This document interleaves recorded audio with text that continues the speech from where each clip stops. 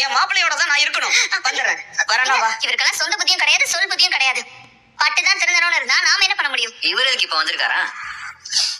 மாப்பிள்ள சரவணா. மாமா சரவணா, என்ன மாப்பிள்ள இது? நான் என்னென்னமோ கேள்விப்பட்டேனேடா. இப்படி உடைஞ்சு போய் இருக்கியப்பா. என்ன மாப்பிள்ள இதெல்லாம்? டேய், உனக்கா இப்படி எல்லாம் நடக்கணும்? வாங்க வாங்க வாங்க புது முதலாளி, என்ன இந்த பக்கம்? அது என்னமோ தெரியலமா, நீயும் சரி அப்பாவும் சரி துரோகம் பண்றவங்களா பார்த்துதான் நம்ம வீட்டுக்குள்ள கூட்டிட்டு வரீங்க. மனசு கேட்கல. நம் சரவணனுக்கு ஒரு பிரச்சனைன்னு தெரிஞ்சதும் அடிச்சு புடிச்சு ஓடி இங்க வந்திருக்கேன். ஏன் அவனுக்கு பிரச்சனைனா நீயே ஓடி வர? அவனுக்கும் உனக்கும் என்னடா சம்பந்தம்? உனக்கும் இந்த வீட்டுக்கும் என்ன சம்பந்தம்? நீ எங்களுக்கு யாரு? அம்மா டேய், எதுக்கு எடுத்தாலும் குறுக்க பேசுற வேலையை வச்சுக்கிட்டு பேசாத. என்ன உன் அண்ணனுங்க அனுப்பி வச்சாங்களா?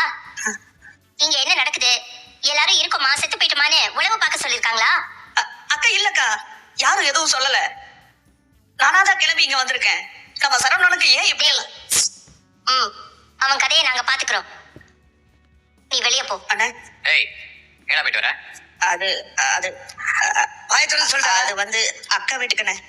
மறுபடியும் அக்கா குடும்பத்தோட இறக்க மாட்டியா? இல்லண்ணே, அது அது ஏண்டா உன்னையும் ஒரு ஆளுன்னு மதிச்சு நாங்க 2 பேரும் சேர்ந்து ஒரு கடை ஆரம்பிச்சு கொடுத்தா திருப்பி போய் வெக்கமான இல்லாம அங்க போய் நிக்கிற.